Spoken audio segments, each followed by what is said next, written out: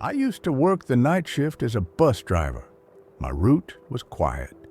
Hardly anyone ever rode that late. Most nights I drove empty streets, stopping only for the occasional passenger. But one night, as the clock struck midnight, I saw a figure at the bus stop. A woman, standing perfectly still. She wore a long black coat and kept her head low, hair covering her face. She didn't speak when she got on, just handed me the exact fare, coins that felt icy. She sat in the very last row. As I drove, I kept checking the mirror. She never moved, just sat there, head down. I stopped at each stop, but no one else got on. No one else was on the street at all. When I reached the end of the line, I turned around. The bus was empty, but the seat where she sat was soaked, as if someone had been dripping wet. And on the foggy window behind her seat, there were words written from the inside. Thanks for the ride. The next night, I drove the same route. Midnight came, and she was there again, waiting. When I was a child, my grandparents' house had a room that was always locked. My grandmother told me it was just a storage room, but I never saw anyone go inside. One summer, curiosity got the better of me. I found the old brass key in my grandfather's desk and decided to open the door. The air inside was thick and stale, as if no one had been there for decades. The room was almost empty, just a single wooden chair in the center facing the wall. On the wall was something that made my stomach twist. Dozens of deep scratches like fingernails dragged across the plaster. That night, I woke to the sound of scratching coming from the other side of the locked door. Long, slow, deliberate scratches.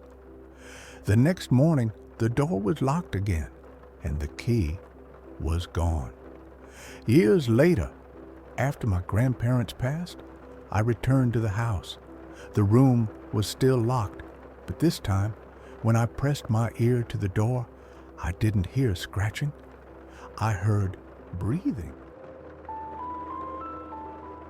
When Emily found the listing for the old apartment downtown, she thought it was too good to be true. The rent was unbelievably cheap for the location, and the pictures showed a tall ceilinged unit with large windows and hardwood floors. The landlord, a man in his 60s with deep lines around his mouth, barely looked her in the eyes during the showing. "Place is old," he muttered, jingling a set of tarnished keys. "Need someone to keep it lived in?" Emily asked the obvious question. "Why's the rent so low?" He hesitated. "Last tenant left suddenly. Didn't say goodbye." His lips pressed into a thin smile. "Not everyone likes old buildings. They have a way of remembering things." Emily laughed it off. She was 23, fresh out of school, and desperate to prove she could live on her own. Old creaky pipes and peeling paint didn't scare her. She signed the lease that same afternoon. The first few nights were fine. The apartment smelled faintly of dust and mothballs, but nothing unusual. She worked late, came home exhausted, and collapsed into bed. But by the fourth night, she woke up to something odd, soft whispers echoing through the thin walls. At first, she thought it was neighbors, but the walls in her building were thicker than she expected, and the voice sounded close. Too close. She sat up, holding her breath. The whisper was low and rasping, like someone speaking from the inside of a closet. She couldn't make out the words, but her name seemed to curl within them. "Emily!" Her heart lurched. She turned on her bedside lamp and listened. Silence, only the hum of the old refrigerator from the kitchen. The next morning, she told herself it was stress. She'd been working overtime, sleeping poorly. She brushed it off until she came home that evening and found a folded piece of paper slipped under her door. It was blank, except for one shaker sentence written in smeared pencil. "Don't look in the mirror at night." Emily froze in the doorway. Who would do that? A prank? A creepy neighbor? She checked the hallway, but it was empty. Her apartment had only one mirror, an old one mounted in the bathroom above the sink. That night, she avoided it. She brushed her teeth quickly, eyes down, and darted to bed with the bathroom light still on. 2 days later, she found another note. This time, it was taped to her bedroom wall. She swore it hadn't been there when she left for work. The message read, "She's still here." Emily's hand shook. She wanted to call the landlord, demand answers, but what would she even say? That some ghostly prankster was leaving her creepy messages? That night, she dreamt she was lying in her bed while someone stood over her whispering her name. She could feel their cold breath against her ear, smell the damp rot of old wood. When she snapped awake, the bedroom mirror, one she swore hadn't been there before, was leaning against the wall across from her bed. Her reflection was smiling, but Emily wasn't. She tried to leave. She really did.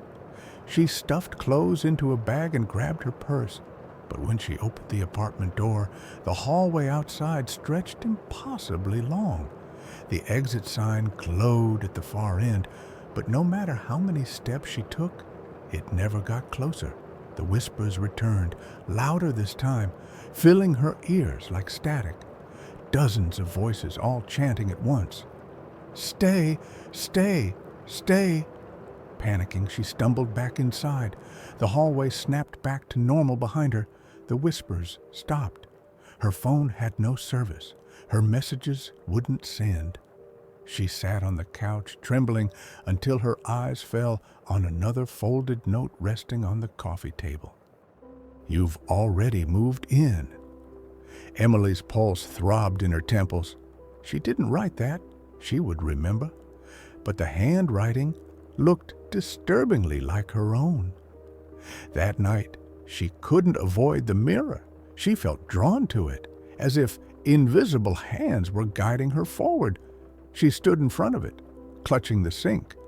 Her reflection smiled again, a slow, curling grin that split across her face in the glass.